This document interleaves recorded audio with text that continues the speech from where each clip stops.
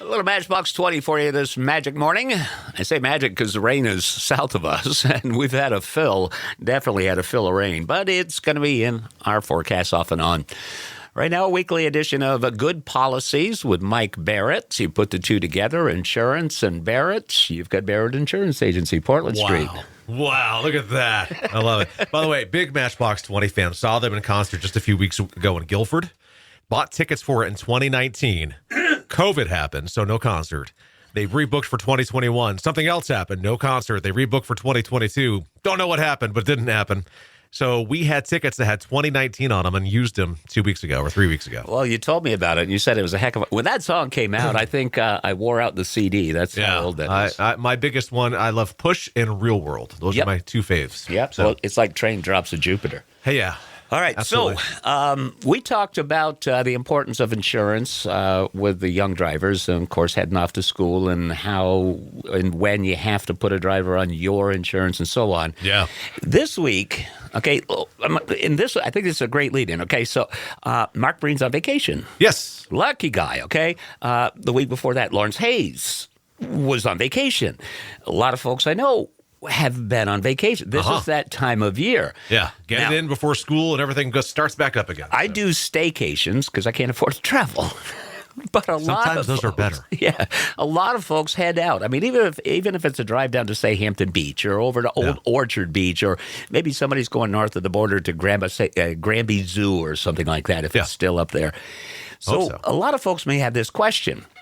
Okay, so if you want to get automobile insurance on your car and you live in Vermont, you most likely do it with somebody who's insured, has a company, or is legal in Vermont, right? Right. So what if you want to go to Texas, or like you frequent down to the southern, south central, eastern North states? Carolina. Yeah. Yeah. What happens if somebody is out on vacation in, say, Tuscaloosa? There's one for you. And the unthinkable happens. You have an accident. What happens? You know, it's interesting. So let's first talk about auto insurance as at its key point here. Is auto insurance is for the state in which you're in, right? So if I have green plates on my car, my insurance policy has to be a Vermont policy. Even if I live in Vermont with New Hampshire plates, I have to have New Hampshire insurance. To me, insurance follows whatever state is on that you're legally registered in. That can have some gray areas. That's a topic for another day. But what is that? So if I'm in Vermont, my insurance is Vermont. My insurance has all the mandatory provisions to comply with Vermont state insurance laws. Every state has their own insurance laws. They only have to adhere to the federal regulations, and then it's customized per state. Makes it wicked fun. Tell you, wicked fun. I'm going to say wicked a couple times. Wicked. He's in New England. Yes, yeah. But what does that mean when you're driving out of state? Well, one of the mandatory things on all auto insurance policies is that it will respond according to the laws of the state in which the accident has occurred. So does that mean if I'm in Austin, Texas, and I bumper somebody, that my insurance, even though I'm from Vermont, it is for my green tag car, as you use. Yes, sir. My insurance will rise or whatever to the Texas? Yes. Okay. Per the limits and deductibles on your policy that you have chosen, because those are not interchangeable amongst the states. But according to the state provisions and the guidance thereof, it would be according to how the state that you're in has insurance. So so this brings the question, and it literally popped right into my mind after we switched who was talking. Okay, so every state's going to have different standards. So let's say, for example, Texas, and I don't know because I haven't been to Texas in over 30 years. If their coverage requires higher limits than what I've got here, okay, how does that work out? That's interesting. That is very interesting. I would assume that it would rise to meet if it's minimum. I would think so. That's why I asked. That's an assumption. That's not a guarantee. But that's why you look into it. Exactly. So, but the hope being is that you have more than a state minimum. And that's another good point, is that different states have different state minimums of liability. So there could be that situation where somebody with the minimum state liability in their state is in another state, gets in an accident, is at fault in that accident, and may not have enough.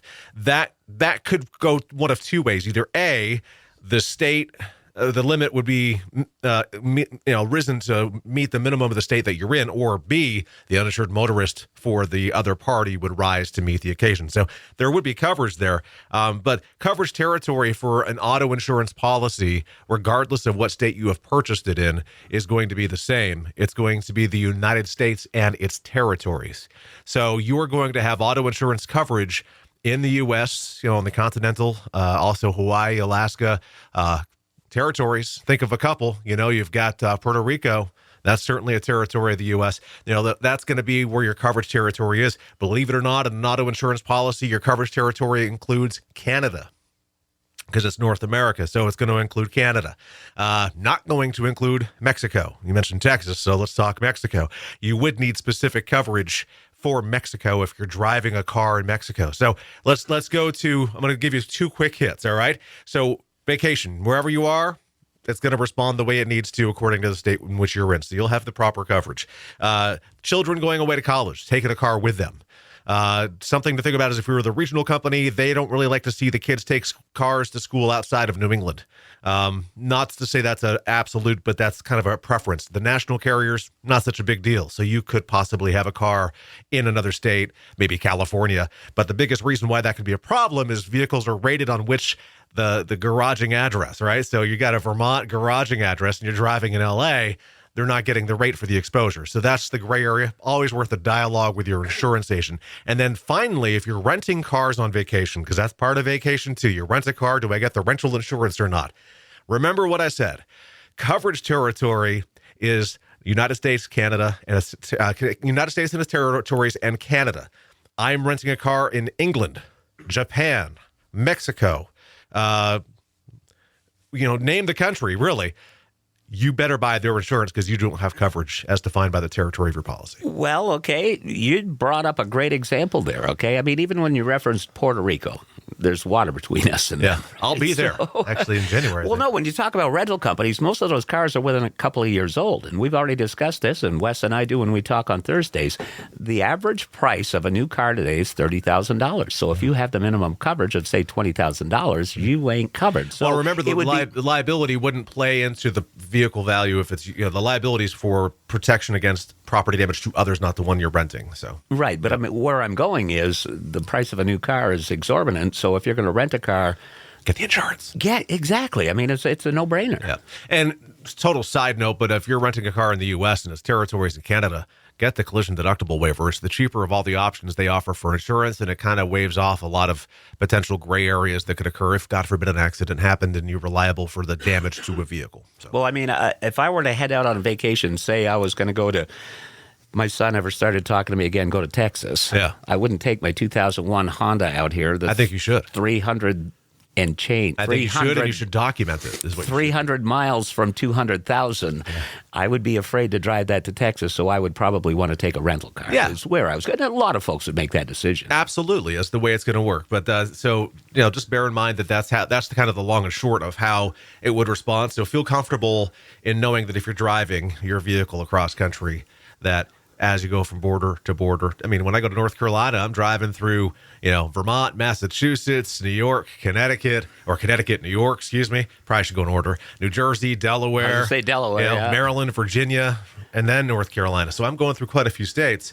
Am I covered? Yeah, I'm covered. So two takeaways as we get ready to wrap things up, okay? One, the most important, if you're going to travel, make sure you've got proper coverage and it's current. Yeah. The other, the insurance spectrum is so broad that you need to have a conversation. It's always worth a conversation. And call your agent or call us. We're happy to help too. Barrett Insurance, 748-5224. You can find our office on Portland Street in St. Johnsbury, online, thebarrettagency.com, Google, Facebook, YouTube, and Instagram. Just look for Barrett Insurance Agency. So since we're talking about vacations, I'm going to have to go to the Google Dictionary and find out what that is. Good policies. Part of Magic in the Morning on Tuesdays. Here's music from Kesha.